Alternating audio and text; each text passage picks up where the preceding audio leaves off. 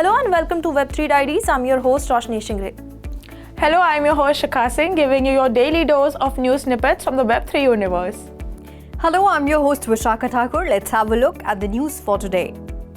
A New York lawmaker has introduced a new bill that would see dollar-pegged stablecoins accepted as a legal form of payment for bail bonds. The partisan bill, introduced on May 10 by New York State Democrat-led Trace Walker, details the pre-existing methods of paying bail bonds, including cash, insurance bonds, and credit cards, and seeks to add fiat collateralized stablecoins to the list. The bill seeks to amend the state's current criminal procedure law to include the fiat collateralized class of digital assets. It is unclear which major fiat collateralized stablecoins would be included under this new purview and if any stablecoin would not be deemed acceptable by New York officials. The new bill comes less than a week after New York Attorney General Letitia James proposed new regulation on May 5 that would see the state granted further power over crypto exchanges. The proposed legislation would grant New York officials the power to issue subpoenas, impose civil penalties for crypto firms violating state law, and shut down companies allegedly involved in fraud or illicit activities. While the introduction of this bill shows a willingness from the New York state government to accommodate stablecoins in its criminal procedure law, James has been coming down hard on cryptocurrencies in recent months. On January 5, James filed a lawsuit against former Celsius CEO Alex Mashinsky, and more recently on March 9, James sued the Seychelles-based crypto exchange KuCoin for selling securities and commodities without registration. Over to you, Roshni. Several companies engaged in virtual digital asset space are seeking global consensus on regulating these currencies.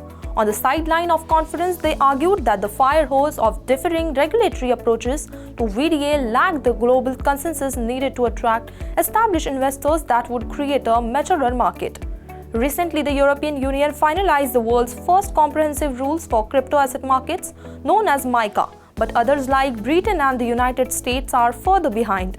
Apart from compliance with rules to stop money laundering and terrorist financing, VDA firms are largely unregulated in many parts of the world.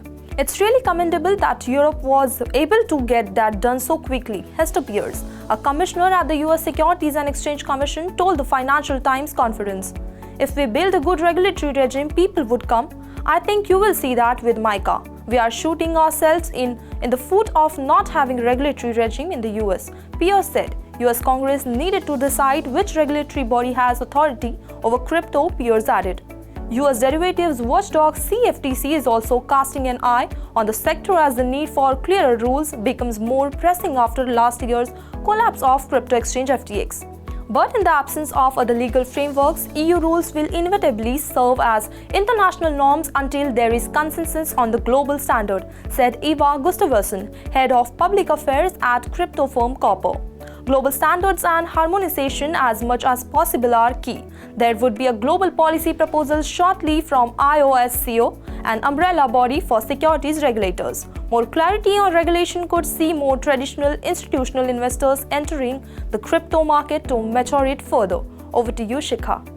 The United States Internal Revenue Service has filed claims worth nearly $44 billion against the estate of bankrupt crypto exchange FTX and its affiliated entities. According to bankruptcy filings dated April 27 and 28, the IRS put forth 45 claims against FTX companies, which include West Realm Shares, Ledger Holdings, Company of LedgerX, and Blockfolio, among others.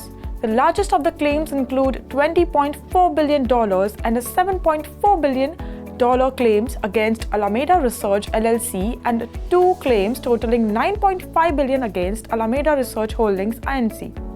The claims are filed under the classification admin priority, which could allow the IRS claims to take precedence over the claims of the other creditors in a bankruptcy case. Bankruptcy documents detailing the $20.4 billion claims against Alameda Research LLC reveals that the IRS is claiming about $20 billion in partnership taxes. The remaining amount of the claim includes millions in withheld income taxes and payroll taxes. Federal law prevents the IRS from confirming or denying any correspondence with regard to any taxpayer case, said a spokesperson for the IRS. FTX's bankruptcy attorneys said they had located more than $5 billion in various assets during a hearing in January 2023, and in initial bankruptcy filings, the company said it estimated it had somewhere between $1 billion to $10 billion in assets overall. These figures have changed as the company's management has located additional funds through the last few months. That's it in today's special segment. For more such updates, keep following 3.0TV. Do not forget to like, share and subscribe to our YouTube channel. Do press the bell icon for more such updates. Also, log into our website at www.3verse.io for more updates. Thank you.